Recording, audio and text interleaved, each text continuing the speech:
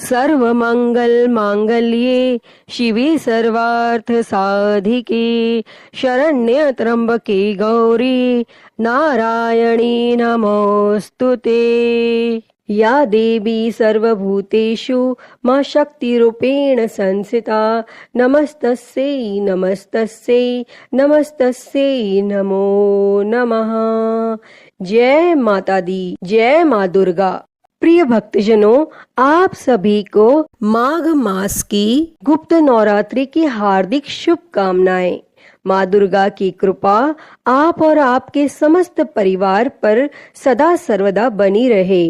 प्रिय भक्तजनों, आज हम इस वीडियो में गुप्त नवरात्रि की व्रत कथा सुनेंगे। वर्ष में 4 बार नवरात्रि का पर्व मनाया जाता है, 2 गुप्त नवरात्रि के रूप में और 2 प्राकट्य नवरात्रि के रूप में। प्राकट्य नवरात्रि में, जो कि आश्विन और चैत्र के महीने में शुक्ल पक्ष प्रतिपदा तिथि से लेकर 9वीं तिथि तक माता दुर्गा के 9 स्वरूपों का पूजन किया जाता है। और वहीं पर गुप्त नवरात्रि के व्रत में, जो कि आषाढ़ के महीने में और माघ के महीने में शुक्ल पक्ष की प्रतिपदा तिथि से लेकर के 9वीं तिथि तक माता 10 महाविद्याओं का पूजन किया जाता है। जो भी भक्त सच्ची श्रद्धा के साथ, नियम और निष्ठा के साथ गुप्त नवरात्रि में या प्राकट्य नवरात्रि में माता की आराधना करते हैं, पूजा करते हैं और श्री दुर्गा सप्तशती का पाठ करते हैं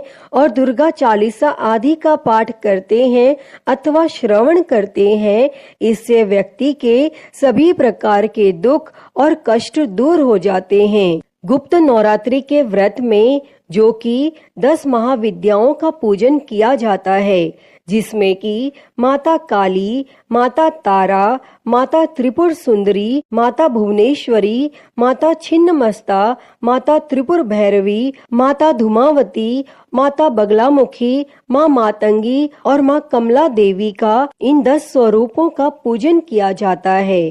तो प्रिय भक्तजनों, आइए सुनते हैं गुप्त नवरात्रि से जुड़ी हुई एक पौराणिक कथा। तो आप सभी माँ दुर्गा के चरणों का ध्यान करते हुए बड़े ही श्रद्धा और ध्यान पूर्वक प्रसन्न चित्त मन से इस कथा को सुनिए।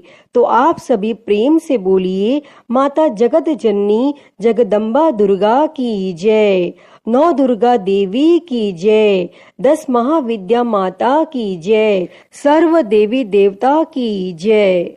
पौराणिक कथा के अनुसार एक समय ऋषि श्रृंगी भक्तजनों को दर्शन दे रहे थे और अचानक भीड़ से एक स्त्री निकलकर आई और करबद्ध होकर ऋषि श्रृंगी से बोली कि मेरे पति दुर्व्यसनों से सदा घिरे रहते हैं, जिस कारण मैं कोई पूजा पाठ नहीं कर पाती, धर्म और भक्ति से जुड़े पवित्र कार्यों का संपादन भी नहीं कर पाती, यहाँ तक कि ऋषियों को उनके हिस्से का अन्न भी समर्पित नहीं कर पाती। मेरा पति मांसाहारी है, जुआरी है, लेकिन मैं माँ दुर्गा की सेवा करना चाहती हूँ। उनकी भक्ति साधना से अपने और परिवार के जीवन को सफल बनाना चाहती हूँ। तब श्रृंगी ऋषि महिला के भक्ति भाव से बहुत प्रभावित हुए और ऋषि ने उस स्त्री को आदर पूर्वक उपाय बताते हुए कहा कि वासंतिक और शारदीय नवरात्रों से तो आप जनमानस परिचित हैं, लेकिन इसके अतिरिक्त 2 नवरात्र और भी होते हैं जिन्हें गुप्त नवरात्रि कहा जाता है। उन्होंने कहा कि प्रकट नवरात्रों में 9 देवियों की उपासना होती है और गुप्त नवरात्रों में 10 महाविद्याओं की साधना की जाती है।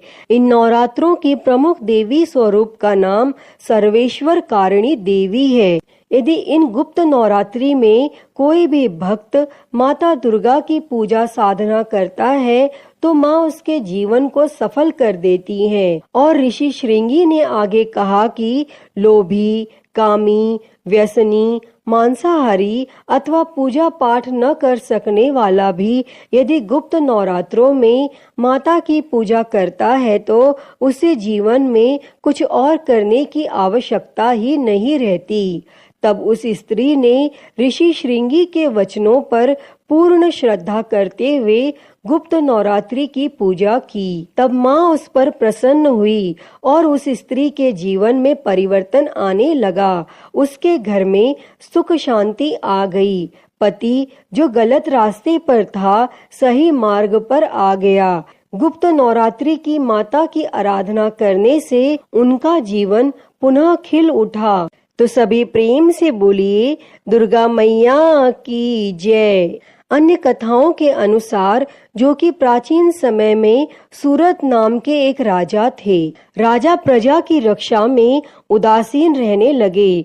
परिणाम स्वरूप पड़ोसी राजा ने उन पर चढ़ाई कर दी और सूरत की सेना भी शत्रु से मिल गई थी और परिणाम स्वरूप राजा सूरत की हार हुई और वह राजा जान बचाकर जंगल की तरफ पलायन कर गए और उसी वन में समाधि नामक एक वणिक अपनी स्त्री एवं संतान के दुर्व्यवहार के कारण निवास करता था और उसी वन में वणिक समाधि और राजा सूरत की भेंट हुई और दोनों में परस्पर परिचय हुआ और वे दोनों घूमते हुए महर्षि मेधा के आश्रम में पहुँचे और महर्षि मेधा ने उन दोनों के आने का कारण जानना चाहा। तो वे दोनों बोले कि हम अपने ही सगे संबंधियों द्वारा अपमानित एवं त्रस्त होने पर भी हमारे हृदय में उनका मोह बना हुआ है, इसका क्या कारण है।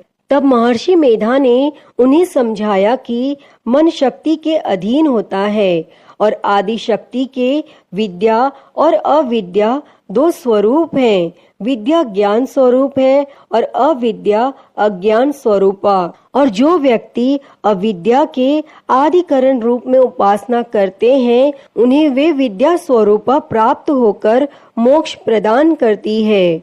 तब इतना सुनकर राजा सूरत ने प्रश्न किया कि हे महर्षि, देवी कौन है, उनका जन्म कैसे हुआ। तब महर्षि बोले, आप जिस देवी के विषय में पूछ रहे हैं वह नित्य स्वरूपा और विश्व व्यापिनी है। उसके बारे में ध्यान पूर्वक सुनो। कल्पांत के समय विष्णु भगवान क्षीर सागर में अनंत सैया पर शयन कर रहे थे। तब उनके दोनों कानों में से मधु और कैटो नामक दो दैत्य उत्पन्न हुए और वे दोनों भगवान विष्णु की नाभि कमल से उत्पन्न हुए ब्रह्मा जी को मारने के लिए दौड़े। तब ब्रह्मा जी ने उन दोनों राक्षसों को देखकर भगवान विष्णु जी की शरण में जाने की सोची, परंतु विष्णु भगवान उस समय सो रहे थे। तब उन्होंने विष्णु भगवान को जगाने हेतु उनके नैनों में निवास करने वाली युग निद्रा की स्तुति की। परिणाम स्वरूप तमोगुण अधिष्ठात्री देवी विष्णु भगवान के नेत्र, नासिका, मुख तथा हृदय से निकलकर ब्रह्मा के सामने उपस्थित हो गई। युग निद्रा के निकलते ही विष्णु भगवान उठकर बैठ गए। भगवान विष्णु और उन राक्षसों में 5000 वर्षों तक युद्ध चलता रहा और अंत में मधु और कैटव दोनों राक्षस मारे गए। तब ऋषि बोले, अब ब्रह्मा जी की स्तुति से उत्पन्न महामाया देवी की वीरता तथा प्रभाव का वर्णन करता हूँ, उसे ध्यान पूर्वक सुनो। एक समय देवताओं के स्वामी इंद्र तथा दैत्य के स्वामी महिषासुर में सैकड़ों वर्षों तक घनघोर संग्राम हुआ और इस युद्ध में देवराज इंद्र की पराजय हुई और महिषासुर इंद्र लोक का स्वामी बन बैठा। अब देवतागण ब्रह्मा के नेतृत्व में भगवान विष्णु और भगवान शंकर की शरण में गए और देवताओं की बातें सुनकर भगवान विष्णु तथा भगवान शंकर क्रोधित हो गए और भगवान विष्णु के मुख तथा ब्रह्मा और शिवजी तथा इंद्र आदि के शरीर से एक तेज पुंज निकला, जिससे समस्त दिशाएं चलने लगी और अंत में यही तेज पुंज एक देवी के रूप में परिवर्तित हो गया।